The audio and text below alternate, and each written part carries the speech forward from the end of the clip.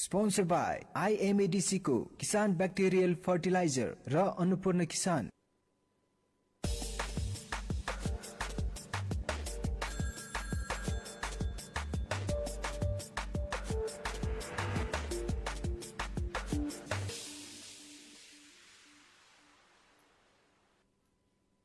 आलीदेखि थालीसम्म, गोठदेखि ओठसम्म, आवाज विहीनको आवाज, यो हो कृषि टेलिभिजन। हामी छौं 24 घण्टा तपाईहरूको साथमा। नमस्कार, हेलो किसानमा स्वागत छ। म किशोर चौधरी सरिखा। हामी हप्ताको सातैबार फरक फरक विषयवस्तुमा फरक फरक विज्ञहरूसँग कुराकानी गर्दै आएका छौं। हेलो किसानमा किसानको सवाल लिएर सम्बन्धित विज्ञसँग त्यसको समाधान पनि खोज्दै आएका छौं। यस अर्थमा पनि किसानहरू यो कार्यक्रमको माध्यमबाट प्रत्यक्ष फाइदा लिँदै आएका छन्।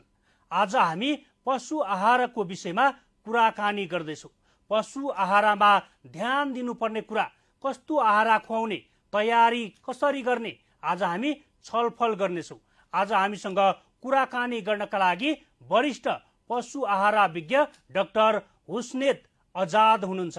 यदि तपाईँ व्यावसायिक रूपमै बाख्रा पालन, गाई पालन, भैँसी पालन गरिराख्नु भएको छ र पशु आहार सम्बन्धी कुनै जानकारी लिनु छ भने हाम्रो स्टुडियोको टेलिफोन नम्बर 01 54 30 222 मा सिधा फोन गरेर आफ्नो जिज्ञासा राख्न सक्नुहुनेछ। तपाईको जिज्ञासा मेटाउने हाम्रो प्रयास हुनेछ। आउनुहोस् उहाँलाई स्वागत गरौँ। स्वागत छ हुस्नेद सर। नमस्ते, धन्यवाद। आराम हुनुहुन्छ? हजुर, आरामै छु। जस्तो अब आज हामी पशु आहारको विषयमा कुराकानी गरिराखेका छौँ। अब पशु आहार सम्बन्धी, अझ पशु व्यवस्थापन सम्बन्धी तपाईँको लामो अनुभव पनि छ। अझ तपाईँले नै भनेअनुसार नार्कमा त अझ 9 वर्षदेखि तपाईँ काम गरिराख्नु भएको छ। अब के छ पशु आहार, पशु व्यवस्थापनमा ध्यान दिनुपर्ने कुराहरू के हुन सक्छ? एउटा व्यावसायिक किसानको लागि के हुन सक्छ?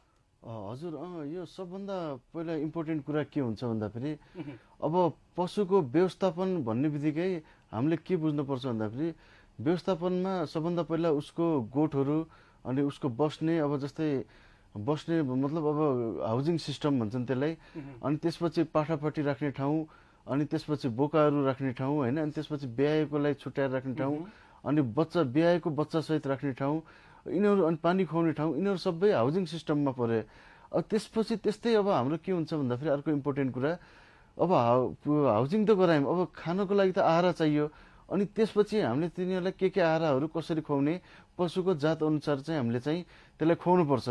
अनि त्यसपछि अर्को इम्पोर्टेन्ट हुन्छ ब्रिड सेलेक्सन, मतलब त्यसको नस्ल कसरी हामीले लिने, अनि त्यसपछि हाम्रो त्यसको उपचार र रोगहरू सम्बन्धी गर्नको लागि त्यो गर्छौँ। अनि मेन कुरा भनेको अब हाम्रो आहारलाई किन अझ बढी हामीले one of the important factor किन मान्छौँ भन्दाखेरि पशुहरूको अब आहारमा चाहिँ 70% जति चाहिँ खर्च चाहिँ कुल लागतमा आहारमै जान्छ।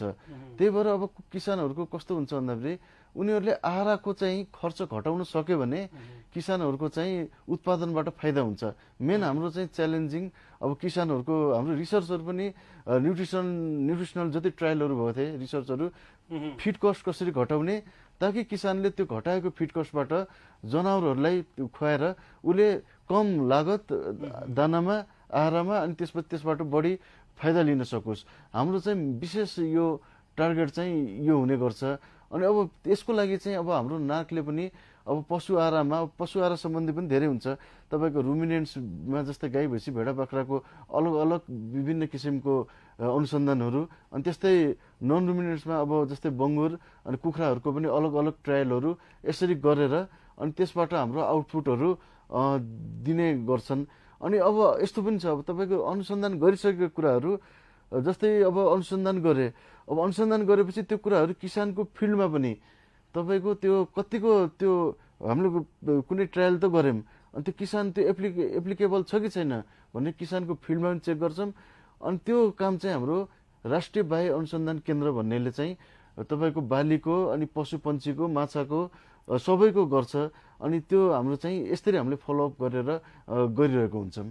जस्तो अब हुस्नेद सर, तपाईँ आफै पनि प्राविधिक अधिकृत हुनुहुन्छ, अझ राष्ट्रिय बाह्य अनुसन्धान केन्द्र नार्कमा आबद्ध हुनुहुन्छ, लामो अनुभव पनि छ। अब तपाईँ अझ अनुगमनमा पनि हिँडिराख्नुहुन्छ।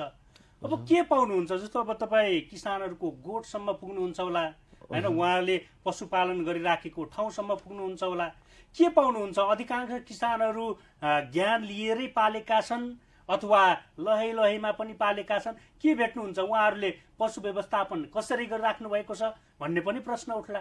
हजुर, अब हालै हामी अनुगमनमा गएको थियौँ, त्यसैको म उसमा रिफरेन्स दिएर भन्छु, झन् एकदम फ्रेस कुरा भएर मैले भने। हामीहरूले हालै चाहिँ अनुसन्धान गर्न अब यो उसमा तनहुँ जिल्लामा तनहुँ लमजुङतिर गएका थियौँ। अनि त्यहाँ हामीले अब बाख जस्तै पहिला माछाको हेर्दाखेरि माछामा जस्तै धान खेतीमा माछा पालन एकदम राम्रो देख्यो। त्यहाँ उहाँहरूले कमन कार्प लाई मिक्स गरेर पालेको देख्यो, त्यो राम्रो थियो। अनि साथसाथै हामीले चाहिँ केही खराहरू पनि सोभियत चिन्चिल्ला पनि राम्ररी उनीहरूले गरेको हेऱ्यौँ। उनीहरूले चाहिँ कस्तो भन्दाखेरि जस्तै अब के अरे जातहरूको चाहिँ जस्तै बोयरको ब्रिडहरू, जस्तै बाख्राको केसमा प्योर बोयरको ब्रिडहरू उनीहरूले 75% 80% लिएर फार्मर प्र्याक्टिस मतलब किसानले आफूले जुन प्र्याक्टिस गर्छ त्यसमा गरेका थिए। र त्यसमा चाहिँ कस्तो देख्यो भन्दाखेरि म्याक्सिमम 70%ले गोठको व्यवस्थापनहरू सबै राम्ररी गरेको देखियो त्यसमा। अनि त्यसको साथसाथै अब आहाराहरू भनेको जुन एकदम उहाँले चिप मेथडमा गर्नुभयो त्यो राम्रो हो। जस्तै नेचुरल, जस्तै आफ्नो वरिपरि उपलब्ध हुने घाँसहरू जुन छ त्यसबाट त्यो खुवाउनु भएको छ धेरै। अब त्यो खुवाउँदाखेरि फिड कस्ट घट्छ, जुन एकदम राम्रो हो त्यो एक हिसाबमा। अनि उहाँहरूले चाहिँ अब कुनै ठाउँमा अब उहाँहरूले चाहिँ एउटा फिडिङ न्युट्रिसन जस्तै बाख्रामा 4 देखि 4.5% सुक्खा पदार्थको आधारमा खुवाउने भन्ने कति ठाउँमा यो अलिकति ल्याक भयो जस्तो लाग्यो ज्ञानहरू। अनि त्यो कुरा पनि उहाँहरूले लाई अपडेट गऱ्यौँ हामीले, त्यहाँ हुँदैछन् अपडेटहरू। अनि उहाँहरूले यति मात्रै नभएर भ्याक्सिनेसन सम्बन्धी पनि अब लाउनुपर्छ, जुकाको औषधि खुवाउनु पर्छ भनेर त्यो पनि अपनाउनु पर्छ। त्यो चाहिँ एकदम खुसी लाग्यो। किन भन्दा अब जुका परेर अब अहिले यो नाम स्पेसली यो नामले अनि त्यसपछि यो तपाईँको एफएमडी अनि यो बाख्राको पिपिआर यिनीहरूले एकदम असर गरेको हुनाले उहाँहरूले भ्याक्सिन पनि लगाएको देखियो। अनि फिडमा पनि नेचुरल्ली फिड कस्ट घटाउनुतिर लागिरहनु भएको छ उहाँ होइन। अब त्यो पनि देख्दाखेरि एक हिसाबमा राम्रो हो होइन। अब अर्को मेन कुरा कस्तो छ भन्दाखेरि अब बिस्तारै बिस्तारै हुँदै गइरहेछ भनौँ होइन। अब एकैचोटि आज टेक्नोलोजी दियो भोलि नै मिरेकल्ली चेन्ज त हुँदैन। अब जस एउटा आफ्नो पाथतिर उहाँहरू बिस्तारै बिस्तारै लागिरहनु भएको छ। पक्कै पनि हुस्नेद सर र आज हामीसँग हुनुहुन्छ राष्ट्रिय बाह्य अनुसन्धान केन्द्र नार्कका प्राविधिक अधिकृत हुस्नेद आजाद हुनुहुन्छ। र आज हामी उहाँसँग विशेष गरेर पशुपालनको विषयमा, यसै गरी आहाराको विषयमा आज हामी कुराकानी गरिराखेका छौँ। यदि तपाईँसँग पनि कुनै जिज्ञासा गुनासा छन् भने हाम्रो स्टुडियोको टेलिफोन नम्बर 015430 मा सिधा फोन गरेर तपाईँको जिज्ञासा राख्न सक्नुहुनेछ र हामी पक्कै पनि तपाईँको जिज्ञासा मेटाउने प्रयास गर्नेछौँ। तपाईँको प्रश्नको हामी उत्तर दिने प्रयास गर्नेछौँ। किनभने आज हामीसँग हुस्नेद आजाद हुनुहुन्छ, जो लामो अनुभवी एकजना प्राविधिक पनि हुनुहुन्छ। उहाँ गाउँ गाउँ पुग्नुहुन्छ, बस्ती बस्ती पुग्नुहुन्छ, टोल टोल पुग्नुहुन्छ र उहाँहरू किसानको गोठसम्मै पुग्नुहुन्छ। यसर्थ पनि तपाईँहरूको जिज्ञासाको उत्तर दिन, सवालको जवाब दिन उहाँ सक्षम हुनुहुन्छ। त्यसैले तपाईँ हाम्रो स्टुडियोको टेलिफोन नम्बर 015430 को माध्यमबाट आउन सक्नुहुनेछ। म फेरि हुस्नेद सरसँग गएँ। हुस्नेद, जस्तो अब तपाईँको अनुभवको कुरा गरेँ, अब तपाईँको लामो अनुभव छ, यही क्षेत्रमा तपाईँ काम गरिराख्नु भएको छ। अब किसानलाई अब तपाईँले भन्नुभयो अघि तपाईँको कम लागतमा कसरी उत्पादन गर्न सकिन्छ भन्ने कुरा पनि छ, किनभने किसानको फाइदाको कुरा भयो। अब यही विषयमा कोही दर्शक जोडिसक्नु भएको छ। नमस्कार, को बोल्दै हुनुहुन्छ, कहाँबाट? हजुर सर नमस्कार, म दलबहादुर ओली सुर्खेत बोटचौरदेखि। च्याउ खेतीमा अलिकति समस्या थियो, हेलो किसान कार्यक्रम आएको रहेछ, त्यहाँ सरसँग कुरा गर्नु पर्यो कि भनेर। तपाईँको शुभ नाम के भन्नुभयो? मेरो दलबहादुर ओली। दलबहादुर ओली? हजुर सर। तपाईँ सुर्खेतबाट होइन त? सुर्खेत बोटचौर बजारबाट। हजुर, तपाईँको समस्या के छ? आज हामी विशेष गरेर पशुपालन सम्बन्धी, व्यवस्थापन सम्बन्धी, आहारा सम्बन्धी कुराकानी गरिराखेका छौँ। के छ तपाईँको जिज्ञासा राख्न सक्नुहुन्छ? मेरो समस्या त यो पशुपालनको रहेछ सर। यो च्याउ खेतीमा अलिक पहेँलो पहेँलो हुने रोगहरू अब त्यो कस्तो हो क्या हो त्यो बुझौँ भनेर गरेको थिएँ। च्याउ सम्बन्धी? हजुर सर। पक्कै पनि तपाईँ, आज हामी पशुको विषयमा कुराकानी गरिराखेका छौँ। तपाईँ आउने बिहिबार हाम्रो वरिष्ठ बागवानी विज्ञ डाक्टर केदार बुढाथोकी आउनुहुन्छ। त्यस पश्चात तपाईँले आफ्नो जिज्ञासा राख्न सक्नुहुनेछ है त दलबहादुरजी? हवस् सर, नमस्कार। कति बजे सर बिहिबार? यही समयमा हुन्छ। प्रत्येक दिन हामी यही समयमा फरक फरक विषयवस्तु लिएर आउने गरेका छौँ र बिहिबार बागवानी विज्ञ डाक्टर केदार बुढाथोकी आउनुहुन्छ है त? हवस् सर, नमस्कार। हुन्छ, हस्। दलबहादुरजी हुनुहुन्थ्यो, उहाँ फरक विषयवस्तु लिएर आउनुभएको थियो। यद्यपि हामी उहाँलाई अनुरोध गर्यौँ, हामी प्रत्येक हप्ताको बिहिबार हामी बागवानी सम्बन्धी कुराकानी गर्दै आएका छौँ र आज विशेष गरेर हामी पशुपालन, यसै गरी पशु आहारा सम्बन्धी आज हामी कुराकानी गर्दै आएका छौँ। र आज हामीसँग हुनुहुन्छ राष्ट्रिय बाह्य अनुसन्धान केन्द्र नार्कका प्राविधिक अधिकृत हुस्नेद आजाद हुनुहुन्छ। हामी उहाँसँग यो विषयमा कुराकानी गरिराखेका छौँ।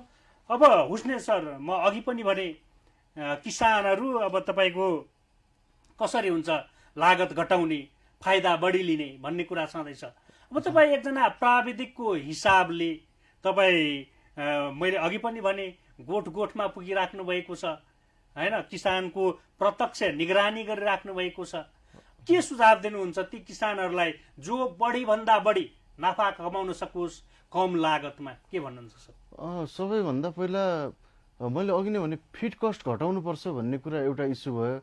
अनि अहिले चाहिँ कस्तो छ भन्दाखेरि इक्जाम्पलको लागि जस्तै अब यो ब्रोइलर कुखुरा भयो होइन, इक्जाम्पलको लागि, अथवा कसैले गाई पालेछन्, भैँसी पालेछन्, उनीहरूले चाहिँ म यो प्रश्नमा पुनः आउँछु हुस्नेद सर। अहिले कोही जोडिसक्नु भएको छ। नमस्कार, को बोल्दै हुनुहुन्छ, कहाँबाट? हजुर सर, नमस्कार सर। म पनपा 12 सिन्धुलीबाट प्रेमलाल श्रेष्ठ बोल्दैछु सर। प्रेमलाल श्रेष्ठ? हजुर। प्रेमजी, तपाईँको समस्या के छ? आज हामी पशु आहारा, यसै गरी पशुपालन सँगै व्यवस्थापन कसरी गर्न सकिन्छ भन्ने विषयमा आज हामी केन्द्रित छौँ। के छ तपाईँको प्रश्न? राख्न सक्नुहुन्छ प्रेमलालजी। हजुर हजुर सर, मैले चाहिँ यहाँनिर एउटा बाख्रा पालन व्यवसाय गरेको थिएँ होइन। अनि यो मैले फर्म यसो केन्द्र सहितको चाहिँ चलाउन भनेर खोजेको थिएँ सर। अलि नबुझेको हो कि जस्तो लागिरहेको छ। अलि कसरी गर्ने, यसको व्यवस्थापन गर्न सकिन्थ्यो होला, आहारा कसरी यसलाई मिलाएर दिने भन्ने कुराहरूमा अलिक जानकारी नभएर यसो सरसँग सल्लाह लिउँ कि भनेर लागेको सर। पक्कै पनि प्रेमलालजी, तपाईँलाई आज हाम्रो अतिथि हुनुहुन्छ हुस्नेद आजाद हुनुहुन्छ। तपाईँलाई यो विषयमा केही कुरा पक्कै पनि सुझाव दिनुहुनेछ। कृपया अब म हुस्नेद सरसँग जान चाहन्छु। तपाईँ उहाँको जिज्ञासा सुनिसक्नु भएको छ, के भन्नुहुन्छ, उहाँलाई के सुझाव दिनुहुन्छ? हजुर, यो सबभन्दा बाख्रा पालनमा अब उहाँले कुन ठाउँ भन्नुभयो? उहाँले सिन्धुली। यस्तो हुन्छ, बाख्रा पालन गर्दाखेरि उहाँको सबभन्दा पहिला म के भन्छु भन्दाखेरि एकचोटि हाम्रो चाहिँ म अरू कुरा त भन्छु, तर उहाँलेहरूले चाहिँ एउटा कुरा के गर्नुपर्छ भन्दाखेरि आफ्नो आँखाले अब्जर्भेसन गर्न जरुरी छ। जस्तै बन्दीपुर बाख्रा पालनमा एकचोटि नार्को छ, त्यहाँ गएर एकचोटि त्यहाँ बाख्राको खोरहरूको बनावट आफ्नै आँखाले हेर्ने लाइभ होइन। अनि त्यसपछि त्यहाँ यार्डहरू हुन्छन् होइन। अनि त्यहाँ कुन कुन रुख जस्तै डाली घाँसहरू सबै कसरी रोपेछन् होइन, घाँसको खेती त्यो सबै हेर्न सक्नुहुन्छ होइन। त्यो गरेर प्लस फाइदा भयो। तर बनाउँदाखेरि के गर्नुपर्छ भन्दाखेरि अब बाख्राको चाहिँ अब गोठ बनाउँदाखेरि सबभन्दा अब आजभोलि कमर्सियल हिसाबमा जमिनभन्दा अब अलिकति उचाइ भएको हुनुपर्छ। अब 1 मिटर 1.5 मिटर भन्छन् होइन, अब त्यसरी उचाइमा खोर। अनि खोरको तलतिरबाट बाख्राको जुन तल उनीहरूको चाहिँ अब दिशाहरू खस्छ, त्यो चाहिँ अलिकति तल भिरालो भएर अनि उनीहरूको पिसाब पनि खसेर त्यो एउटा गटरबाट जाने गराउनुपर्छ। त्यो डेली सफा गर्न मिलोस् होइन, पहिलो नम्बर 1। अनि माथि खोरमा यतिकै यो बाख्रा खुर नअड्किने गरी ग्यापहरू राख्नुपर्छ खोरमा। अनि अब त्यसको साथसाथै तपाईँले बाख्राको सबभन्दा पहिला ब्रिड हुन्छ। पहिलो कुरा के भन्छ भन्दाखेरि खोरमा घाम लाग्नु पर्ने हुन्छ, त्यो कुरा तपाईँलाई थाहै छँदैछ। अब चुइने हुनु भएन होइन। अनि सबभन्दा पहिला नस्ल हुन्छ बाख्राको, तपाईँले कुन नस्ल पाल्न चाहनुहुन्छ भन्ने कुरा हुन्छ। अब प्राय आजभोलि बोयर्सकै कुरा आइरहेछ।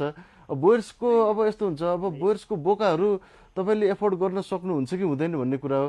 अब एफोर्ड गर्न सक्नुहुन्छ भने अब तपाईँले अब नजिकको त्यो उसमा नाम लेखाएर सरकारी उसमा त्यो नार्कमा तपाईँले लिन पनि सक्नुहुन्छ त्यो बुकिङ गरेर।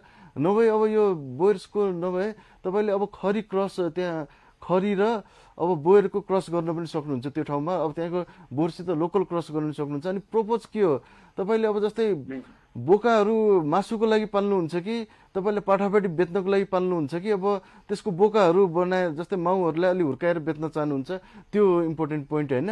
अनि तपाईँले चाहिँ राख्दाखेरि एक रोपनीमा तपाईँको 8 देखि 9वटा बाख्राहरू मिल्छ होइन। त्यसको क्यारिङ क्यापेसिटी त्यति हुन्छ पाठापाटीसहित। अनि एउटा बोका चाहिँ 15-25वटा बाख्रीलाई पुग्छ। यदि तपाईँले अब बोयरको बोका अलि महँगो हुने हुनाले तपाईँले किन्न सक्नु भएन भने नजिकको गाउँदेखि कतैबाट बोका पैसा दिएर लगाउनु पनि सक्नुहुन्छ त्यो। अनि त्यो बोकाहरू लगाइसकेपछि अनि तपाईँले जस्तै हाड नाताको पनि मेन्टेन गर्नुपर्ने हुन्छ। जस्तै बोकाले चाहिँ अब जस्तै छोरी नातिनीमाथि त्यो लगाउनु भएन, त्यो अलिकति इनब्रिडिङ प्रब्लम हुन्छ, यो त थाहै हो। अनि त्यसपछि अर्को कुरा जुम्ल्या पाउने चाहिँ बाख्रा पाल्नु पर्यो। जस्तै अब खरीको बढी चान्स हुन्छ, अनि तपाईँको यो बोयर्सको बढी चान्स हुन्छ, यिनीहरू चाहिँ पाल्नु पर्छ। अनि त्यति मात्रै नभएर तपाईँले भ्याक्सिनेसन क्यालेन्डर गर्नुपर्छ एउटा। जस्तै पिपिआर यिनीहरूको चाहिँ एउटा भ्याक्सिनेसन क्यालेन्डर हुन्छ, त्यो मेन्टेन गर्नुपर्छ। अनि 4-4 महिनामा अथवा 3-3 महिनामा डिवर्मिङ, जुकाको विरुद्ध औषधिहरू खुवाउने, ब्याउनेलाई नदिने। अनि अर्को कुरा खोर बनाउँदाखेरि जस्तै 1.4 मिटर स्क्वायर को चाहिँ अब बोका अथवा बाख्रीहरूलाई त्यो हिसाबमा छुट्टै बोकालाई छुट्टै, यदि बोका छ भने बाख्रीलाई छुट्टै, ब्याउनेलाई छुट्टै, अनि ब्याउने प्लस अनि पाठापाटीहरूको लागि मिल्छ भने छुट्टै। अनि यार्डहरू बाख्राको लागि खेल्ने आँगनहरू गराउने। अनि मेन कुरा अर्को कुरा यिनीहरू त अब किताबहरूमा पनि तपाईँले नार्कको वेबसाइटहरूमा पनि हेर्न सक्नुहुन्छ होइन, यिनीहरू पनि गर्न सक्नुभयो। अनि अर्को कुरा तपाईँले नजिकैको कृषिको त्यो केन्द्रमा गएर पनि यो बारे चाहिँ सल्लाह अझ लिन पनि सक्नुहुन्छ। एकचोटि बन्दीपुर जानु होला भन्ने मेरो सुझाव हो। अनि मेन कुरा आहारमा के हुन्छ भन्दाखेरि तपाईँले 4% 4 देखि 4.5%देखि सुक्खा पदार्थको आधारमा बाख्रालाई दाना आहार दिनुपर्छ भन्ने कुरा हो। अब यो चाहिँ मिलायौँ भने हाम्रो साइन्टिफिक तरिका हुन्छ। 14 देखि 15% कच्चा प्रोटिन भएको दाना बाख्रालाई दिँदा राम्रो हुन्छ। अब अनि त्यसपछि जनरली हाम्रो के गरिदिन्छ भन्दाखेरि दानाहरू दिँदाखेरि बाख्रालाई शारीरिक तौलको 1 देखि 1.5% को आधारमा दिने गर्छन्। अनि त्यसपछि पानी इच्छाअनुसार, अनि घाँसहरू पनि अब एउटा वयस्कले 4 देखि 5 किलो अथवा इच्छाअनुसार खान दिने। मेनली फिड कस्टहरू घटाउने त्यो गर्नुपर्छ। अब यसरी चाहिँ गर्दाखेरि तपाईँको राम्रो हुन जान्छ। प्रेमलालजी, तपाईँको अरू कुनै जिज्ञासा छन्? तपाईँको जिज्ञासा छ भने कृपया राख्न सक्नुहुन्छ। अरू केही छ? र पक्कै पनि उहाँ सम्बन्ध विच्छेद भइसक्नु भएको छ, उहाँ गइसक्नु भएको छ। र पक्कै पनि प्रेमलालजीको प्रश्नको हामी केही हदसम्म पक्कै पनि उहाँको जिज्ञासा मेटाउने हामी प्रयास गरेका थियौँ र मेटायो पनि जस्तो लाग्छ। र पक्कै पनि यदि तपाईँहरूसँग पनि यस्तै जिज्ञासा छन् भने हाम्रो स्टुडियोको टेलिफोन नम्बर 015430-222 को माध्यमबाट सिधा आउन सक्नुहुनेछ। र आज हामीसँग हुनुहुन्छ राष्ट्रिय बाह्य अनुसन्धान केन्द्र नार्कका प्राविधिक अधिकृत हुनुहुन्छ डाक्टर हुस्नेद आजाद हुनुहुन्छ आज हामीसँग। र हामी विशेष गरेर आज उहाँसँग पशु आहार व्यवस्थापनको विषयमा हामी आज कुराकानी गरिराखेका छौँ। म फेरि आएँ हुस्नेद सर, जस्तो अब उहाँहरूको भनाइ पनि सुन्नुभयो, हजुर कोही दर्शक जोडिसक्नु भएको छ। म फेरि पनि दर्शकको कल लिन्छु, त्यस पश्चात म पुनः निरन्तरता दिनेछु। नमस्कार, को बोल्दै हुनुहुन्छ, कहाँबाट? हजुर, म ताप्लेजुङबाट भीम भण्डारी। हजुर, तपाईँको शुभ नाम अलिकति प्रष्ट आएन। ताप्लेजुङबाट भीम भण्डारी। भीम भण्डारी, हजुर। ताप्लेजुङ, हजुर। भीमजी, तपाईँको समस्या के छ, जिज्ञासा के छ? आज विशेष गरेर हामी बाख्रा पालनको कुरा गरिराखेका छौँ, अन्य पशुपालनको कुराकानी पनि गरिराखेका छौँ, यसै गरी पशु आहारको विषयमा पनि कुराकानी गरिराखेका छौँ। भीमजी, तपाईँको समस्या के छ राख्न सक्नुहुन्छ। आज हामीसँग नार्कबाट प्राविधिक अधिकृत हुस्नेद आजाद हुनुहुन्छ। के छ तपाईँको जिज्ञासा राख्न सक्नुहुन्छ। हजुर, मेरो चाहिँ समस्या भनेको के भने सर, हजुर जुन ताप्लेजुङमा चाहिँ अब हिमाली चौकीहरू छ, यसको लागि चाहिँ अब राष्ट्र स्तरबाट चाहिँ यसलाई प्रमोट गर्नको लागि होइन, हजुर यसलाई कसरी हिमाल क्षेत्रमा चाहिँ स्थापित गराइन्छ भन्ने कुरा हो होइन। अनि त्यसको कुरामा तपाईँ नासपतिको विषयमा कुरा गरिराख्नु भयो हो भीमजी? हजुर, नासपतिको विषयमा कुरा गरिराख्नु भएको छ हो? हजुर, याक चौरीको बारेमा। याक चौरी? हजुर हजुर हजुर हजुर, हामी नासपति सुनिराखेका थियौँ। कृपया राख्न सक्नुहुन्छ, निरन्तरता दिनुहोस् तपाईँको प्रश्न। जिज्ञासा के हो भने यो याक चौरीहरूलाई चाहिँ हिमालमा कसरी स्थापित गरिन्छ। अब यससँग वातावरणको कुरा छ होइन, अब जलवायु परिवर्तनले गर्ने असरको बारेमा छ, अनि पर्यटन क्षेत्रको बारेमा छ, यस राज्य स्तरबाट कसरी पहल हुन सक्छ होला भन्ने कुरा हो। हजुर, चौरी पालनको लागि हावापानी कस्तो छ, पालन गर्न सकिन्छ कि सकिँदैन, तपाईँको प्रश्न होइन त भीमजी? हजुर हजुर, हुन्छ भीमजी, तपाईँको प्रश्नको जवाब हामी खोज्नेछौँ। हुस्नेद सर, जस्तो अब यो चौरी पालनको कुरा आयो, अब चौरी पालन अब पक्कै पनि उहाँ ताप्लेजुङमा हुनुहुन्छ होइन, अब त्यो उपयुक्त छ कि छैन हावापानी? हुन त पहाडी भूभाग हो ताप्लेजुङ, हिमाली भूभाग पनि पर्छ, पहाडी भूभाग पनि पर्छ। अब के छ, कसरी यसलाई पालनको कुरा हुन्छ, यसै गरी आहाराको कुरा हुन्छ, के छ उसले?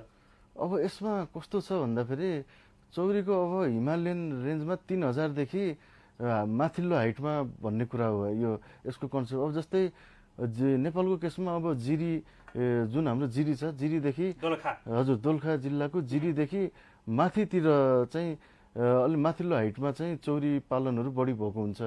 अलि हाइट चाहिँ चाहिन्छ नि चौरीलाई, अलि गर्मीमा त्यस्तो बस्न सक्दैन होइन। अनि अर्को कुरा अब जस्तै अब त्यो हाइट मैले भन्ने बित्तिकै उहाँले बुझिसक्नुभयो यो कुरा, अब त्यहाँ पोसिबल छ कि छैन भन्ने। होइन, ताप्लेजुङ भनेको तपाईँको उच्च पहाडी भूभाग नै पर्छ, हिमाली भूभाग नै पर्छ? हिमाली नै पर्छ भने अब यस्तो छ। अब अनि यो कुरा अरू जोडेपछि उहाँले एन्सर पाइहाल्नुहुन्छ। जस्तै चौरीको कस्तो हुन्छ भन्दाखेरि चौरी भनेको गाई नै हो। हामीले बुझ्दा याक यो कस्तो, यो पहिला यो कन्सेप्टमा बुझाउँछ है। यो जस्तै याक र याक भन्ने हुन्छ होइन, याक भनेको कस्तो हुन्छ भन्दाखेरि तपाईँको एउटा चौरी भनेको हिमाल एकदम त्यसमा बस्ने हुन्छ। अनि याकलाई हाम्रो लोकल गाईहरूसित क्रस गरायो भने जन्मेकोलाई हामीले स्पेसली भन्दा डिम्जो चौरीहरू भन्ने हो कि, मतलब क्रस गराएर अलिकति हिमालभन्दा तलतिर चाहिँ सेटल हुने हो। त्यो कन्सेप्टले गराउन सकिन्छ होइन। जस्तै याक र गाईसित क्रस गराएर त्यहाँ, अनि त्यसपछि कस्तो, अनि यो फिडिङ, अनि यो अब अरू चाहिँ सबै लगभग गाईको जस्तै हुन्छ। अनि यिनीहरूको चाहिँ कस्तो हुन्छ भन्दाखेरि तपाईँको आफै माथि चढ्दै जान्छन्, अनि आफै आहाराहरू सबै आफै खान्छन्। किसान अब जिरीमा पनि हामी माथि दोलखामाथि जाँदाखेरि त्यहाँ चौरीको गोठहरू सबै हेरेको थियौँ। त्यहाँ कस्तो थियो भन्दाखेरि गोठहरू बनाउनु पनि त्यति लागत नलाग्ने, सिम्पल्ली बनाउने गाईको गोठ जस्तै। अनि उनीहरूले खुल्ले राति चाहिँ आफै चौरी चाहिँ एउटाले घन्टी राखिदिने, आफै आउने, अनि त्यसपछि दिउँसो छोडिदिएपछि उनीहरू आफै आहारा खोज्दै माथि जाने। अनि त्यसपछि उनीहरूको चाहिँ त्यो सिजन अनुसार चाहिँ लेकतिर जाने, अनि त्यसपछि नजिक भए फर्केर आउने। अनि त्यस्तो हिसाबको उनीहरूले कस्तो, त्यस्तै गर्दाखेरि खर्च कम लाग्छ। अनि त्यो हिसाबमा हो। अब कमर्सियल्ली गर्ने हो भने चाहिँ तपाईँको चाहिँ अब फेरि यो चौरीको चाहिँ लगभग गाई भएको हुनाले गाईकै हिसाबमा चाहिँ फिडिङहरू, जस्तै गाईले हामीले जस्तो तरिकाले 16% जति कच्चा क्रुड प्रोटिनहरू दिने जुन हिसाबमा गर्छौँ, त्यसरी नै हामीले दानाहरू अथवा गाईकै जस्तै भ्याक्सिनेसन सिस्टमहरू, अब जस्तो चौरीमा अब त्यस्तो भ्याक्सिनेसनहरू त्यस्तो लागेको प्र्याक्टिस छैन। किन भन्दाखेरि एकचोटि भ्याक्सिन लगाएपछि फेरि त्यो रोग निम्ति त्यहाँ भित्र्याउनु जस्तो छैन भने नलाउँदा नै हुन्छ। त्यहाँ आउटब्रेक भयो त्यहाँ, अब हामी त्यति बेला त्यहाँ जाँदा फेरि थिएन त्यस्तो होइन। अनि मेन कुरा चाहिँ अब क्रस गराएर चाहिँ अब चौरी हाम्रो भन्ने बित्तिकै चौरी भनेको कस्तोले बुझ्नु पऱ्यो भन्दाखेरि याक र लोकलसित क्रस गराएर, जस्तै मेल पनि हुनसक्छ फिमेलसित पनि जस त्यो गरेर 50-50% निकालेर हामीले त्यसलाई ऊ गराउने हो। मेन हाम्रो कन्सेप्ट त्यो हो। अब त्यसमा चाहिँ त्यो तरिकाले गर्दा फेरि हुन्छ। प्योरै ऊ गर्न त अलि हिमालय जस्तोमा माथि जानुपर्छ, त्यो अलिक पोसिबल भएन होइन। क्रस फर्ममा जुनलाई क्रसलाई नै हामीले चौरी भनेर बुझ्नु पर्यो स्पेसली चाहिँ, त्यो चाहिँ हामीले चाहिँ गर्न सक्छौँ। अनि त्यसलाई पास्चरहरू आफै, पास्चर मतलब चरन एरियाहरू चाहिँ भएछ भने छ भने ऊ आफै गएर चरेर त्यो सबै ऊ गर्छ चौरीले, त्यो चाहिँ सस्तो हिसाबमा भयो। जस्तो अब हुस्ने सर, जस्तो अब हामी बोयरकै कुरा गर्छौँ नि, हामी सामान्य गाउँघरमा पालिने बाख्रामा पनि हामी बोयरको बोका लगाउँदा होइन, त्यो क्रस गराउँदाखेरि अलिकति केही राम्रो हुन्छ कि भन्ने त सबैको छँदैछ। यद्यपि अब उहाँले पनि भने जस्तै अब उहाँले जुन चौरी पालनको कुरा होइन, अब हुन त उच्च पहाडी भूभाग नै हो ताप्लेजुङ होइन, अब तपाईँको अब त्यहाँ हिमाल पनि छ, उच्च पहाडी भूभाग पनि छ, अब त्यो हावापानी आफैमा पनि अनुकूल भइ नै हाल्छ। अब यो भनिरहँदाखेरि अब व्यावसायिक रूपमा पनि कुरा हुन सक्छ होइन, व्यावसायिक रूपमा अब तराईमा पक्कै पनि पालिने चिज होइन। अब व्यावसायिक रूपमा हिमाली क्षेत्रमै या उच्च पहाडी क्षेत्रमै कसरी पाल्न सकिन्छ? हावापानीको कुरा हुन सक्छ, आहाराको कुरा हुन सक्छ। चौरीलाई त लेक चाहिएला होइन, किनभने ऊ जडीबुटी खाएर हुर्किने एउटा जनावर हो, गाई हो। के छ अब व्यावसायिक रूपमा केही सम्भावना छ? चौरीको चाहिँ मेन फाइदा लिने भनेको दुधको छुर्पी बनाएर हो मेनली, त्यसको मेन प्रोडक्ट भनेको। अब के यस्तो छ, अब खर्च लागत घटाउनु छ भने उसलाई चाहिँ पास्चर एरियामा छोडिदिएर त्यसरी पाल्ने पनि भयो एउटा। अनि अर्को कुरा, अब कमर्सियल्ली अब चौरीलाई गाईको जसरी भैँसीको जसरी फिड फर्मुलेसन गरेर त्यसरी अब खुवाएको चाहिँ हामीले त्यो त्यति साह्रो प्र्याक्टिस छैन, त्यसले गर्दा लागत खर्च बढ्छ होइन। अब त्यस्तै ठाउँमा चाहिँ अब पास्चरहरू हुन्छन्, त्यसबाट नै सर्भाइभ हुन्छन् चौरीहरू। अनि बरु यस्तो छ, तपाईँको चौरीको दुधको प्रोसेसिङ गर्ने सानो डेरीको प्लान्टहरू जस्तै चिज बनाउने, अनि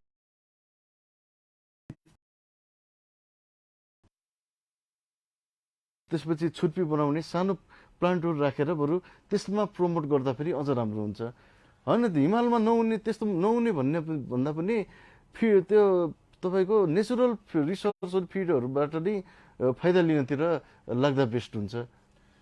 र पक्कै पनि आज हामी विशेष गरेर पशु व्यवस्थापन, पशुपालन व्यवस्थापन कसरी गर्ने, पालन कसरी गर्ने यावत विषयमा हामी कुराकानी गरिराखेका छौँ। यदि तपाईँसँग पनि कुनै जिज्ञासा गुनासा छन् भने हाम्रो स्टुडियोको टेलिफोन नम्बर 015430-222 को माध्यमबाट तपाईँ सिधा जोडिन सक्नुहुनेछ र तपाईँको जिज्ञासा मेटाउने हाम्रो प्रयास पनि हुनेछ। कृषि टेलिभिजन हेर्दै गर्नुहोला। अहिले हामी सानो व्यावसायिक विश्राममा जान्छौँ, त्यस पश्चात पुनः आउने नै छु, तपाईँको जिज्ञासा लिने नै छु। अहिलेलाई यो छोटो व्यापारिक विश्राम।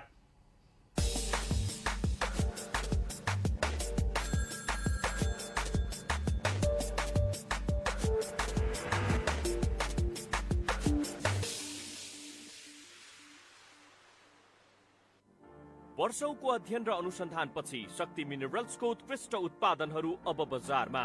लाइमस्टोन चिप्सको स्वरूपमा क्याल्सियम दाना, पोल्ट्री तथा गाई वस्तुका लागि क्याल्सियम पाउडर, माटोको उर्वरा शक्ति बढाउने अर्को एक उत्पादन क्याल्सियम कार्बोनेट र म्याग्नेशियम कार्बोनेटको उचित संयोजन कृषि चुन। शक्ति मिनरल्सको उत्पादन नेपाली किसानका लागि वरदान। शक्ति मिनरल्स प्राली विशेष औद्योगिक क्षेत्र भैरहवा। सम्पर्क कार्यालय एसटी टावर, पहिलो तल्ला, थापाथली, काठमाडौँ। Phone number 01-425-6623, 9802-676997।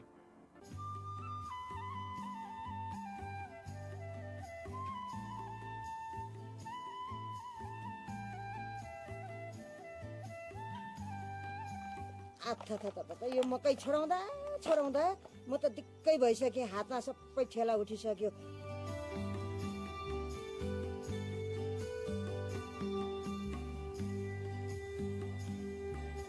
यो मिसिन पनि छैन कि क्या हो यो मकै छोडाउने? किन नहुनु बुढी, एसकेटी कम्पनीको करेन्टमा जोडेर मकै छोडाउने मिसिन मैले ल्याइसकेँ।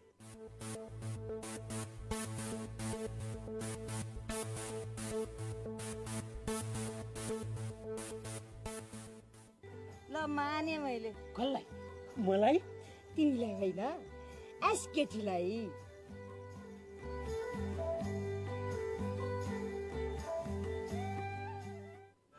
संसारकै प्राचीन उपचार पद्धति आयुर्वेद पद्धति।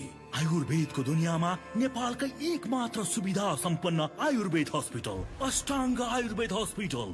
यहाँ digital x ray, video x ray, pathology lab, physiotherapy, acupuncture, panchakarma pharmacy तथा बिरामी भर्ना सेवा उपलब्ध छ। प्रत्येक दिन वरिष्ठ डाक्टरद्वारा चेक जाँच गर्नुको साथै बिना अपरेसन पाइल्स, फिस्टुला, फिशर, पिनास, बाथ, पत्थरी, प्रोस्टेट, नसा च्यापिएको समस्या, प्यारालाइसिसले ग्रसित समस्या, हाड जोड्नेको समस्या, हड्डी खिएको समस्या, दुर्घटनाबाट उब्जिएको दुखाइ, माइग्रेन, आम बात, युरिक एसिड, दम, सुगर, प्रेसर, यौन दुर्बलता, महिनावारी गडबडी जस्ता समस्या निको पार्नुको साथै पाइल्स तथा फिस्टुलाको छाड सूत्र गरिन्छ।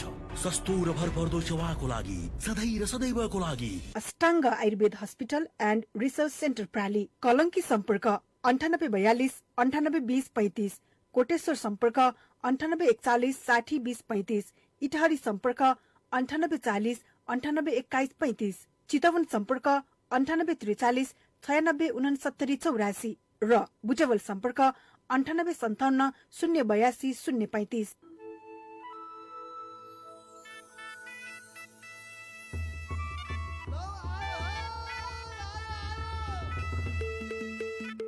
हिमाल पहाड तराई सन्देश हजुरहरूलाई अरे कम खर्च थोर लागतमा उत्पादन बढाउनलाई पोषण तत्व भएको प्राङ्गारिक मल लौ आयो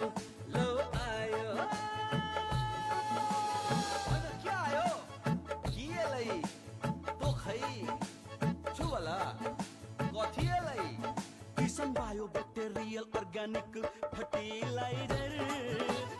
वैज्ञानिक प्रविधिद्वारा तयार पारिएको किसान बायो ब्याक्टेरिया तथा बायो ब्याक्टेरियल अर्ग्यानिक फर्टिलाइजर प्रयोग गरी उत्पादन बढाऊ। खुसीको कनेक्सन गरी फुटबल हेर्ने हो, दिसोको चढामा स्पेन जाने हो। यो पर्वमा डिसोम जडान गरी लकी ड्र मार्फत 4 जना भाग्यशाली विजेता स्पेन जानुहोस्। साथमा ला लिगाको रु 2000 पर्ने सिजन टिकट पनि सित्तैमा पाउनुहोस्। यो योजना डिसोम फाइबर नेट, सिम टिभी र प्रभु टिभीको जडानमा पनि लागू हुनेछ। ह्याप्पी पर्वको ह्याप्पी कनेक्सन। डिसोम, खुसीको कनेक्सन।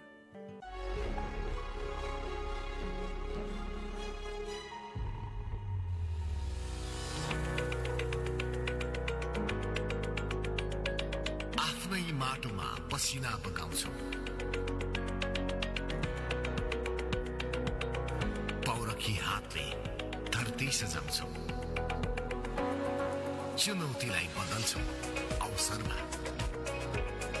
स्वरोजगार सृजना घर घरमा, उद्यमी बन्ने सपना छ हामीसँग, भरोसा छ कृषि विकास ब्याङ्कमा। डिजिटल प्रविधियुक्त सम्पूर्ण सुविधा सहित तपाईँ हामीले खोजेको अत्याधुनिक ब्याङ्क कृषि विकास ब्याङ्क। कृषि विकास ब्याङ्क, तपाईँ हाम्रो घर आँगनको ब्याङ्क।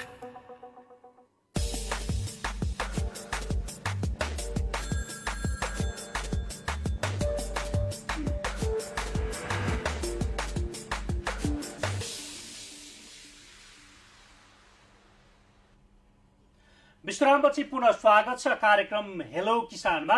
र आज हामी विशेष गरेर पशुपालन र पशुपालन गर्दाखेरि गर्नुपर्ने प्रावधानहरू, यसै गरी त्यहाँ आइपर्ने चुनौतीहरूको विषयमा पनि कुराकानी गरिराखेका छौँ। यसै गरी आज हामी पशु आहारको विषयमा पनि कुराकानी गरिराखेका छौँ। र आज हामीसँग हुनुहुन्छ नार्का प्राविधिक अधिकृत हुनुहुन्छ हुस्नेद आजाद हुनुहुन्छ।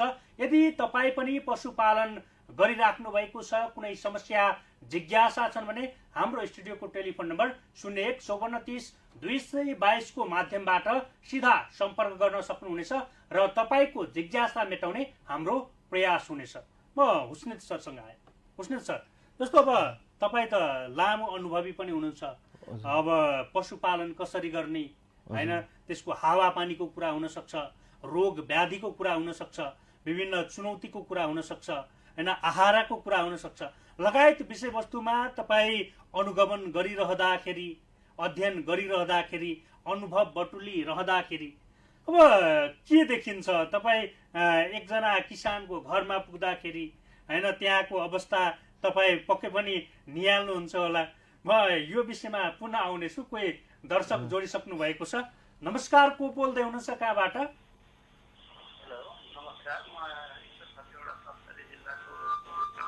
हजुर, तपाईँको आवाज प्रष्ट आएको छैन। सप्तरी जिल्लाको सुरुङ नगरपालिकाबाट बोल्दैछु। हजुर, सप्तरीबाट। तपाईँको शुभ नाम भन्नुहोस् त। ईश्वर खतिवडा।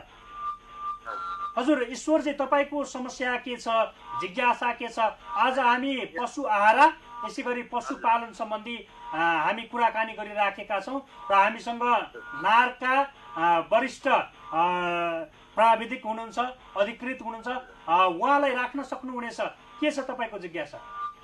मेरो जिज्ञासा के हो भने यो सप्तरीको यो उदयपुरको सिमला नजिकै पर्छ कि यहाँ सुक्खा ठाउँ हो। यसमा चाहिँ भैँसी पालन अथवा गाई पालनको लागि घाँस लगाउनु पर्दाखेरि कुन घाँस लगाउँदाखेरि ठिक हुन्छ होला र गोठ बनाउँदाखेरि लम्बाइ चौडाइ के कति राख्दाखेरि ठिक होला भनेर जिज्ञासा राखेको। हुन्छ ईश्वरजी, तपाईँको जिज्ञासा मेटाउने हाम्रो प्रयास हुनेछ। आजाद सर, तपाईँ अब यो सम्बन्धी लामो अनुभव पनि छ। अब उहाँको जिज्ञासा, सप्तरी भनेको आफैमा तराई जिल्ला पर्यो, तराई जिल्ला, हजुर। अब त्यहाँ भैँसी पालन उहाँ गर्न खोज्दै हुनुहुन्छ होइन, गोठ कसरी बनाउने भन्ने एउटा कुरा हुनसक्छ, किनभने त्यहाँ पनि त प्रावधान हुन्छ। यसै गरी घाँस, कुन घाँस लगाउँदाखेरि उपयुक्त हुन्छ भन्ने कुरा पनि छ। उहाँलाई के सुझाव दिनुहुन्छ तपाईँको मुखबाट? होइन, यस्तो छ, अब घाँसमा चाहिँ घाँस भनेको एउटा भास्टली हुने कुरा भयो होइन। अब सिम्पली त्यो ठाउँमा कुन फस्टाएको छ, इक्जाम्पलको लागि अब त्यहाँ राम्रो घाँसहरू भनेको एउटा ओट हुन सक्छन् होइन, अनि तपाईँको अब ओटहरू हुन सक्छन्। अब त्यसपछि त्यो आउने अर्को कुरा जस्तै अरू कसरी हो भन्दाखेरि एउटा सिजनल क्यालेन्डर बनाएर त्यो ठाउँमा चाहिँ अब त्यो घाँसहरू कुन कुन त्यहाँ आफूले पनि यताउति हेरेर जुन जुन सप्रेको छन्, कति ठाउँमा के हुन्छ भन्दाखेरि कुनै ठाउँमा कुन घाँस राम्ररी फस्टाएको हुन्छ, कुनै ठाउँमा कुन होइन। अझ राम्ररी गर्दाखेरि त्यसको माटोको कम्पोजिसनहरू यताउति गरेर पनि गर्ने गर्छन्।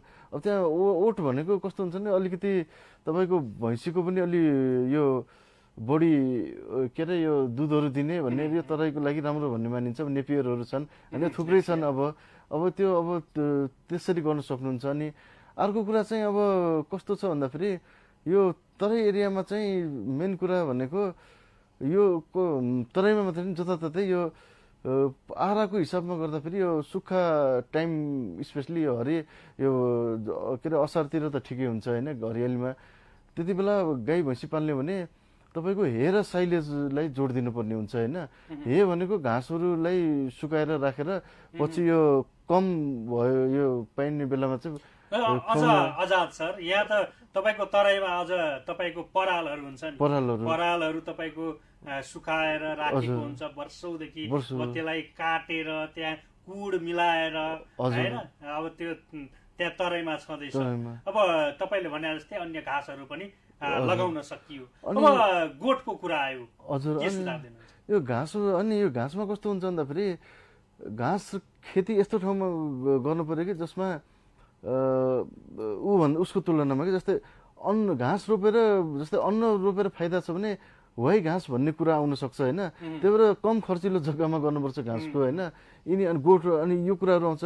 मेन कुरा चाहिँ यो ऊहरूलाई तपाईँको यो परालहरूको भ्यालु एड गर्नुपर्ने हुन्छ कि जस्तै परालहरूलाई युरिया ट्रिटमेन्ट गर्ने होइन, 4% युरिया हालेर त्यसमा नाइट्रोजनको कन्टेन्ट बढाएर खुवाउने, अनि साइलेजहरूलाई बढाएर त्यसमा हो यो साइड बाई साइड। अब जस्तै चितवनमा एउटा साइलेजको देखियो होइन, उनीहरूले के गर्छ, साइलेज फ्याक्ट्री रामपुरतिर उनीहरूले चाहिँ अब बाहिर एक्सपोर्ट गरिरहेछन् साइलेजहरू, इनसाइलेज ल्याउने बनाउने अनि बाहिर एक्सपोर्ट। यिनी त्यसको टेक्नोलोजीहरू बढाउनु पर्ने हुन्छ होइन। अनि अब गोठहरूको त अब यस्तो छ, गोठहरू अब आफ्नो आर्थिक हिसाबले गराउने किसानले। अब यो एकदम अब प्लस सिमेन्टेड गराउने हो कि अब मिडियम टाइपको गराउने, त्यसमा चाहिँ आफ्नो आर्थिक हिसाबले जस्तो भ्याउनुहुन्छ। त्यो नै गराउनु भन्ने चाहिँ सल्लाह हो। अब एकदम एक्सपेन्सिभ गराउनु, अब गोठहरू पनि अब धेरै कतिवटा गाई पाल्नुपर्छ, पहिलो कुरा त्यो हुन्छ। अनि अब त्यसमा सिस्टम हुन्छ हेड टु हेड गर्ने कि टेल टु टेल सिस्टम। अनि यार्ड बनाउनुको लागि जग्गा छ कि छैन, अब छ भने अब त्यसमा यार्डलाई कभर गर्नुको लागि अब उनी लाउन सक्नुहुन्छ कि अब त्यसलाई सिम्पली बार्ने हो। अब यिनी कुराहरूमा आफ्नो इकोनोमिकल हिसाब अनुसार गर्दा राम्रो हुन्छ। अब प्लास्टर गर्ने ऊ गर्ने भनेर अब धेरै भन्दा पनि आफूले जसरी सक्नुहुन्छ इकोनोमिकल्ली त्यसलाई अब नेचुरल रिसोर्स प्रयोग गरेर सक्नुहुन्छ कि अब ऊ गरेर सक्नुहुन्छ, त्यो उहाँमा डिपेन्ड हुन्छ। भनेपछि खर्चिलो भन्दा पनि अब कसरी सकिन्छ खर्चलाई घटाएर हैन लागत घटाएर बरु फाइदा कसरी हुन्छ बढी लिने एकदम हजुर त्यही नै गर्दा। अब जस्तै बाउन्ड्री लाउनु पर्यो हैन अब खेल्ने ठाउँमा, अब तपाईँको त्यसमा मोटो मोटो गाह्रोहरू लाएर के अरे प्लास्टर गर्न सकिन्न भने अब बाँसहरू ट्याक्क जालीहरू गरेर सकिन्छ नि, त्यो अप्सन हुनसक्छ। मतलब त्यो आफ्नोसँग जति छ त्यही अनुसार गर्दा फेरि बेटर हुन्छ त्यसमा। अब हुस्नेद सर जस्तो अब तपाईँ अब विभिन्न ठाउँमा पुगिरहँदाखेरि अब तपाईँ अवलोकन गर्दाखेरि हैन अनुगमन गर्दाखेरि अब पक्कै पनि देख्नुभयो होला अब किसानहरूलाई के लाग्छ भने जस्तो अब हुन त तपाईँले भने जस्तै कम खर्च कसरी गर्ने भन्ने नै हुन्छ। यद्यपि अब तपाईँको ठुलो लगानी गर्दाखेरि अलिकति तडक भडक पनि गर्ने एउटा प्रचलन छ कि हैन, हाम्रै समाजमा पनि छ हैन। अब चारवटा बाख्रा पाल्नलाई अब तपाईँको गोठ एकदम स्ट्यान्डर्ड बनाउनु पर्ने पनि छ हैन, त्यो पनि छ हाम्रो समाजमा। यद्यपि त्यतातिर नजाऊ, यद्यपि अब गोठ तपाईँको बनाउनको लागि कम खर्च गर्नको लागि अब के कस्तो कुराहरूमा ध्यान दिनुपर्छ? जस्तो अब सामान्य एउटा अब 10-12वटा बाख्रा पाल्नको लागि हैन के कुरामा ध्यान दिनुपर्छ तपाईँको विचारमा के लाग्छ? होइन स्पेसली बाख्रा पालन अथवा पशुपालन यस्तो ठाउँमा गर्ने हो। सबभन्दा पहिले यो कुरामा बुझ्दैनन् किसानहरूले, यस्तो ठाउँमा जग्गा चुज गर्ने कि जहाँ खेतीपाती कम होस्, त्यसको मूल्य कम परोस्, त्यस्तो जग्गा चाहिँ युज गर्नु पर्यो सबभन्दा पहिला। अझ आफ्नै भयो भने झन् सजिलो। आफ्नै जग्गाभित्र चाहिँ छ भने पनि खेतीपाती कम हुने, अब घडेरी जाने टाइपको अलिकति मूल्य भएको जग्गा युज गर्नु भएन। अनि फेरि यस्तो कम सस्तो छ भन्दैमा न त्यहाँ रोड राम्ररी जाने न पानीको सुविधा हुने, त्यस्तो पनि हुनु भएन। फेरि यिनी कुराहरू गर्नुपर्छ। अब जस्तै अब इक्जाम्पल बाख्राकै इक्जाम्पल दिँदा, अब बाख्राको त अब अहिले तपाईँको आधुनिक वेबसाइटहरू नेटहरूमा हामीले टेक्नोलोजी हेर्दाखेरि प्लास्टिकको सम्म तपाईँको खोरहरू बनाएको छन्, प्लास्टिकको फाइबरले। त्यो डिजाइन हेर्दाखेरि म नै अचम्म पऱ्यो। त्यहाँ इन्डियामा कस्तो देखिँदा इन्जिनियरहरूले तपाईँको प्लास्टिकको चाहिँ त्यस माथिदेखि तलसम्म सबै बेससम्म प्लास्टिक अनि तल पिलर, अनि उनीहरूको फेरि यस्तो हाइट पनि अब चाहिने भन्दा बढी नै गराएको छन् होइन। त्यो त हाइट बढाउने कारण के भन्दा फेरि सफा गर्न कम होस् भन्ने त्यो कन्सेप्टले हो। अब गाउँमा कसैले बाख्राको खोरहरू इक्जाम्पल बनाउँछ भन्दाखेरि अब उसले चाहिँ सिम्पली बाँसहरू हुन्छ नि, स्पेसली बाँसहरूलाई अब तिनीलाई युज गरेर उसले आफ्नो कस्ट घटाउन सक्छ। अब बाँसहरूलाई गाड्ने अनि त्यसलाई अब जस्तै बाख्राको 1.4 मिटर स्क्वायर जति अब उसलाई के अरे माउलाई लाग्छ नि, 0.4 मिटर स्क्वायर चाहिँ किडलाई लाग्ने भयो होइन, सर्फेस एरियाको कुरा गरेको। अब बाँसलाई भुइँमा अनि त्यसपछि त्यसको माथि अनि छाना अलिकति सस्तो खरको अथवा जे पोसिबल छ यसरी गर्दाखेरि अनि बारहरू लाउँदाखेरि अब बाख्राहरू अथवा खेल्ने यार्ड बनाउँदा बाँसले घेरिदिने अब ऊ गर्न सकिन्न भने यसरी चाहिँ कमर्सियलले चाहिँ त्यसको कस्टहरूलाई चाहिँ हामीले घटाउन सकिन्छ गर्ने। यो अब आफूसित अब यस्तो छ, अब कसैसित अब पैसा छ होइन, अब उसँग छ भन्दाखेरि उसले लानु ठुलै स्केलमा अब एकैचोटि 40-50वटै बाख्राबाट सुरु गर्छ, म अलिकति ऊ गर्छु भन्छ भने उसँग आर्थिक सक्छ भने उसले अब बााउन्ड्रीहरू बनाउँदा अलिकति खर्चिलो गर्न पनि सक्छ त्यो। तर पैसा छैन मैले गोठ बनाउन सक्दैन को अप्सन चाहिँ बाँसहरू युज गरेर पनि खोरहरू बनाउन सकिन्छ भन्ने कुरा हो। पक्कै पनि आजाद सरको कुरा अब दीर्घकालीन नभए पनि होइन, बरु 2 वर्षमा 3 वर्षमा बनाउन सकियो तर त्यति खर्चिलो पनि हुँदैन भन्ने तपाईँको कुरा, र लागत पनि घट्छ र त्यो व्यवसायबाट अझ फाइदा बढी लिन सक्ने पनि एउटा छँदैछ। अब आहाराको कुरा पनि आउँछ हैन। अब यहाँ समग्र गाई वस्तुको कुरा गरौँ, सुँगुरको कुरा गरौँ हैन, या अन्य जीव पशु पन्छीको कुरा गरौँ, अब आहारा जस्तो अब कसरी खुवाउने भन्ने पनि हुन्छ हैन, कति खर्च गर्ने पनि हुन्छ। किनभने यहाँ अब तपाईँको जङ्गलमा घाँस छ, जङ्गलमा घाँस भन्दा पनि हामी अरू चिज ल्याएर खुवाउने होइन, ताकि त्यो हलक्कै बढोस्, चाँडै फाइदा दिने होस् भन्ने पनि सबैको त्यो ध्येय हुन्छ। यद्यपि अब तपाईँको सुझाव के हुनसक्छ?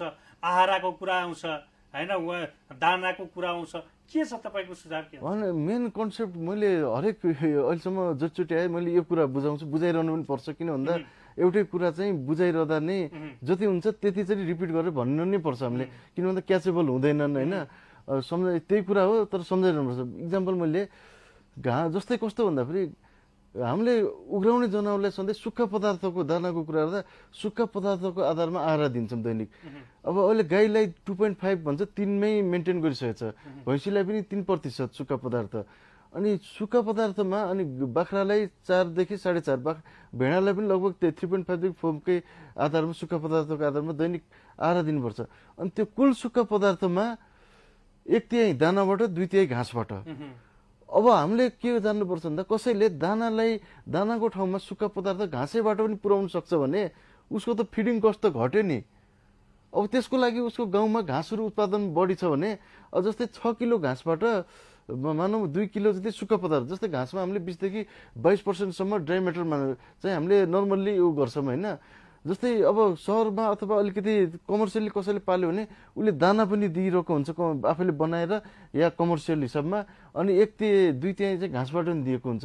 अब कोही गरिब किसान चाहिँ उसित प्रशस्त घाँस छ भने उसले दाना नदिएर त्यही कुराहरू घाँसबाट पनि मेन्टेन गर्न सक्यो, सुक्खा पदार्थ पुर्याउन सक्यो। हो यिनै कन्सेप्टहरूबाट हामी चाहिँ यो दानामा आहारामा चाहिँ जान सक्यौँ घाँसमा। अनि अर्को मेन कुराहरू यो दानाहरू चाहिँ अब खर्चिलो दानाहरू किन्न भन्दा पनि एउटा टोली बनाउने, जस्तै गाउँमा 10-12 जना किसानको टोली, अनि आफैले कच्चा पदार्थहरू जुटाएर 15-14 दिनमा एउटा फिड फर्मुलेसन हुन्छ। त्यो किताबहरूमा विभागहरूको किताबमा पनि नार्कले पनि किताबहरूमा निकालेको छ। जस्तै बाख्राको लागि 14 देखि 15% को 16% कच्चा प्रोटिन भएको दानामा के खाद्य पदार्थहरू चाहिन्छ त्यही अनुसार हामीले किसानहरूले बनाएर गरे भने झन् सस्तो पर्छ। त्यो पनि एउटा वान अफ द मेथड हो त्यो दानाको फिडिङ कस्ट घटाउने। यिनी टेक्निकहरू सरलाई म केमा म केन्द्रित गराएँ भने जस्तो अब म पनि एउटा गाउँमै जन्मेको, म गाउँको रहनसहनमा राम्रोसँग बुझेको छु। मेरो घरमा पनि 3-4वटा गाई छ, यसै गरी बाख्रा छ, यसै गरी कुखुराहरू छ। अब हामीले के गर्छौँ भने अब तपाईँको आमा जानुहुन्छ या दिदीबहिनी जानुहुन्छ आलीमा, खेतको आलीमा गएर घाँस काट्ने होइन, अनि त्यसपछि हामी वर्षभरिलाई पुग्ने तपाईँको पराल हुन्छ होइन, अनि त्यसपछि अब त्यसमा कुर मिसाउने अनि पराल काटेर कि तपाईँको, अनि त्यसरी हामी खुवाउँछौँ। अझ दानाको त हाम्रोतिर कुनै हुने छैन अझै पनि, तर पनि अब त्यहाँ चाहिँ अब तपाईँको राम्रै भइरहेछ होइन। अब त्यहाँको किसानहरूले पनि अब त्यसरी पनि गरिराखेको अवस्था छ। हुन त्यो व्यावसायिक होइन होइन, यो आफ्नै घरको लागि अब दुध खाउँ होइन, अब खसी बोका पालेर त्यसबाट केही आम्दानी लिऊ भन्ने मनसाई मात्रै हो, ध्येय मात्रै हो। अब उहाँहरूको हकमा त्यसरी भइराखेको छ। अब उहाँहरूलाई पनि केही सल्लाह सुझाव चाहिएला होइन, के छ अब उहाँहरूको व्यावसायिक रूपमै अगाडि बढ्नको लागि केही सल्लाह म यो विषयमा पक्कै पनि जोड्नेछु। कोही दर्शक जोडिनु भएको छ। नमस्कार, को बोल्दै हुनुहुन्छ, कहाँबाट?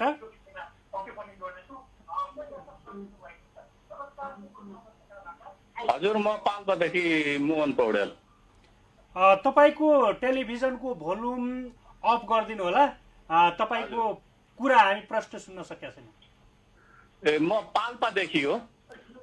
पाल्पाबाट हजुरको शुभ नाम भन्नुहोस् त। मेरो मोहन पौडेल। मोहनजी, तपाईँको समस्या के छ, जिज्ञासा के छ? आज हामी विशेष गरेर पशुपालन यसै गरी आहाराको विषयमा कुराकानी गरिराखेका छौँ। के छ तपाईँको जिज्ञासा, राख्न सक्नुहुन्छ मोहनजी? भर्खरै सरले त्यो हेलो हजुर हजुर सुनिरहेछौँ हामी तपाईँको कुरा। हजुर, त्यो सरले भर्खरै त्यो सुक्खा पदार्थ दानाबाट पनि गर्न सकिन्छ अनि घाँसबाट पनि गर्न पूर्ति गर्न सकिन्छ भन्नुभएको थियो। त्यो सुक्खा पदार्थ भनेको घाँस सुक्खा घाँस हो कि हरियो घाँसलाई पनि हो कि त्यो अलिकति स्पष्ट भएन र बुझ्न खोजेको। हुन्छ मोहनजी, तपाईँको सवालको हामी जवाब दिनेछौँ। तपाईँ टेलिभिजन हेर्दै गर्नु होला है त मोहनजी? हजुर हुन्छ। जस्तो अघि पनि हामीले त्यही दानाको कुरा गऱ्यौँ होइन। अब घाँसको कुरा गर्यो, उहाँले पनि त्यही कुरा उठाउनु भयो, किनभने अब हाम्रो दायित्व धर्म त्यही हो कि किसानलाई हामी कसरी हुन्छ बुझाउन सकौँ होइन। अब त्यही भएर हामी पटक पटक तपाईँलाई त्यही प्रश्न गर्नुको कारण पनि त्यही हो। अब के भन्नुहुन्छ उहाँको प्रश्नमा, के भन्नुहुन्छ उहाँले? होइन, यो उहाँले सही क्वेसन सोध्नुभयो। जस्तो म साधारण इक्जाम्पल दिएर उहाँलाई बुझाउँछु होइन। जस्तै 100 किलोको भैँसी छ होइन, इक्जाम्पलको लागि लेटर सपोज 100 किलोको भैँसीलाई इक्जाम्पलको लागि 3% सुक्खा पदार्थ चाहियो मानौ। इक्जाम्पल बाख्राको इक्जाम्पल दियो, बोयर्स बाख्रा 100 किलोको छ, उसलाई 4% दैनिक सुक्खा पदार्थ चाहियो। मतलब 100 किलोलाई कति दिनमा 4 किलो चाहियो होइन। हामीले 4 किलो चाहिँ अब हामीले घाँस, अब उसलाई चाहिँ 4 किलो सुक्खा पदार्थ मतलब घाँसबाट पुर्याउने प्लस दानाबाट पुर्याउने भन्ने कुरा हुन्छ। अब घाँसमा कस्तो हुन्छ भन्दाखेरि तपाईँको अब 20 देखि 22% सुक्खा पदार्थ हुन्छ घाँस होइन, घाँसमा। अनि हामीले चाहिँ दिँदाखेरि कस्तो हुन्छ भन्दाखेरि उहाँको प्रश्न अब घाँसलाई सुकाएर दिने हो कि होइन, यस्तो उहाँको प्रश्न 6 किलो जस्तै 6 किलो हरियो घाँसमा तपाईँको 2-3 किलो जति सुक्खा पदार्थ आउँछ, त्यसरी बुझ्नु पर्यो। जस्तै घाँसमै सुक्खा पदार्थ आउँछ हजुर, जस्तै यसरी 100 किलो घाँस छ भने त्यसबाट 20 किलो जति सुक्खा पदार्थ निस्किन्छ, 20 देखि 22 किलो। यसरी उहाँलाई म सिम्पल्ली यसरी नै भन्छु नि। त्यसको फेरि हिसाब गर्ने तरिका हुन्छ होइन। त्यो हामीले किताबहरूमा जस्तै त्यो पशु आहारा डिभिजनमा नार्कमा गएर सोद्धा पनि हुन्छ, नभए हाम्रो बाह्य अनुसन्धान केन्द्रमा पनि त्यहाँ पशुको विज्ञहरू हुनुहुन्छ, त्यहाँ गएर सोद्धा पनि हुन्छ होइन। त्यो क्यालकुलेसन गरेर निकाल्ने टेक्निक हुन्छ। त्यो उहाँहरूले एक्चुअली त्यो मैले पनि आफैले एउटा किताब अब छापिँदैछ नार्कबाट नै, त्यसमा मैले सब त्यो हिसाब गरिदिएको छु। हेर्नु 4%मा कसरी गर्ने भनेर होइन। त्यो एक्चुअली किसानहरूले पढ्नुभयो भने उहाँहरूलाई त्यसले ट्याक्क आफैले हिसाब गरेर अहिले यति बुझ्नु कि सुक्खा कस्तो भन्दाखेरि घाँस हरियो हुन्छ होइन। घाँसमा हरियो मतलब जस्तै पराल भयो नि, परालमा 85% सुक्खा पदार्थ हुन्छ कि 15% मात्रै जलांश हुन्छ। घाँसमा के हुन्छ 80% जलांश हुन्छ, 20% सुक्खा पदार्थ हुन्छ। अहिले कन्सेप्ट यसरी नै बुझ्नु होइन। अनि अहिले यति मतलब सुक्खा पदार्थ भनेको कस्तो भन्दाखेरि सुकेको कुरा, त्यसमा जलांशको मात्रा कम भएको। अनि तर त्यो सुक्खा पदार्थको हिसाब गर्दाखेरि हामीले 4% जस्तो बाख्रामा निकाल्छौँ, त्यसको चाहिँ फर्मुला हुन्छ होइन। त्यो युनिटरी मेथडहरू यताउति लगाएर गर्नुपर्ने हुन्छ। त्यो एक्चुअली आफूले एउटामा निकाल्न सक्नुभयो भने त्यसको लागि कुनै दिन फेरि विस्तृत रूपमा गरौँला होइन। अहिले सिम्पल्ली भन्दाखेरि सुक्खा पदार्थ भनेको जलांश कम भएकोलाई हामीले सुक्खा पदार्थ भन्छौँ। जस्तै घाँसमा 20 देखि 22 हामीले एउटा नर्मल रेन्ज राखेको हुन्छौँ। जस्तो अब अन्तिममा जस्तो अब उहाँले भन्नुभयो नि, अब घाँसबाट चाहिँ कसरी अब कति घाँस दिने त भन्ने कुरा पनि आउँछ, कति घाँसमा कति सुक्खा पदार्थ हुन्छ भन्ने कुरा पनि आउँछ होइन। अब जस्तो अब 4 किलो घाँस दियो भने त्यहाँबाट कति सुक्खा पदार्थ निस्किन्छ भन्ने कुरा पनि हुन्छ। सुक्खा पदार्थ खुवाइराख्नु परेन, त्यसबाटै सुक्खा पदार्थ प्राप्त हुन्छ तपाईँको भनाइअनुसार, तर कति दिने भन्ने। हजुर, त्यो यस्तो छ, मैले अघि भने जस्तै बाख्राको लागि जस्तै 4% सुक्खा पदार्थ चाहिन्छ भनेपछि अब त्यसरी हिसाब निकाल्नुपर्छ। 1/3 त्यो युनिटरी मेथड हुन्छ, 1/3 दानाबाट अनि ट्याक्क त्यसलाई हिसाब, 2/3 हरियो घाँसबाट त्यसलाई हिसाब, अनि 2/3 हरियो घाँसमा पनि यति पराल यति उबाट त्यो हिसाबै निकाल्नुपर्छ। अब अहिले मैले त्यो भने झन् कन्फ्युजन हुनुहुन्छ। अहिले यति चाहिँ बुझ्न जरुरी छ कि उहाँको फर्स्ट स्टेपमा सुक्खा पदार्थ भनेको चाहिँ के अरे यो जलांश कम भएको, अनि हिसाब गरेर निकाल्दा फेरि 2/3 जस्तै अब बाख्राको लागि निकाल्नु पर्यो भने 2/3 हरियो घाँसबाट 1/3 दानाबाट भन्ने हुन्छ, अनि त्यसलाई हिसाब गरेर निकाल्ने हो। त्यो हुन्छ। पक्कै पनि आजाद सर, हामी आगामी दिनमा तपाईँको किताबसँग सम्बन्धित रहेर तपाईँको किताबमा के छ, कसरी अझ किसानहरूलाई सहज पार्दै हुनुहुन्छ भन्ने विषयमा रहेर केन्द्रित रहेर हामी कुराकानी गर्नेछौँ। स्टुडियोसम्म आइदिनु भयो, समय दिनुभयो, समय र संवादको लागि धन्यवाद। हजुर, अनि एउटा म के भन्न चाहन्छु भन्दा हाम्रो राष्ट्रिय बाह्य अनुसन्धान केन्द्रले किसानको लागि पिओपी प्याकेज अफ प्र्याक्टिस चाहिँ पशु आहाराको पनि पशु सम्बन्धी निकाल्दैछ, अनि तरकारी र फलफुलको पनि निकाल्दैछ। अनि कोही किसानलाई चाहियो भने त्यहाँ आएर सम्पर्क गर्न सक्नुहुन्छ। र धन्यवाद। हुन्छ, धन्यवाद। र उहाँ हुनुहुन्थ्यो हुस्नेद आजाद, राष्ट्रिय बाह्य अनुसन्धान केन्द्र नार्कका प्राविधिक अधिकृत हुनुहुन्थ्यो। र आज हामी विशेष गरेर गाई पालन, यसै गरी बाख्रा पालन, यसै गरी भैँसी पालन, सुँगुर पालन लगायत पशुपालनको विषयमा हामी कुराकानी गर्यौं। पशुपालन गर्दाखेरि अपनाउनु पर्ने सावधानी, चुनौती, व्यवस्थापनका कुरा गर्यौं। यसै गरी आहारका कुरा गर्यौं। पक्कै पनि आगामी हप्तामा पुनः हामी यसरी नै पशु आहार, पशु व्यवस्थापनको कुरा लिएर उपस्थित हुने नै छौं। कृषि टेलिभिजन हेर्दै गर्नुहोला। जय कृषि, जय किसान, समृद्ध कृषि हाम्रो अभियान।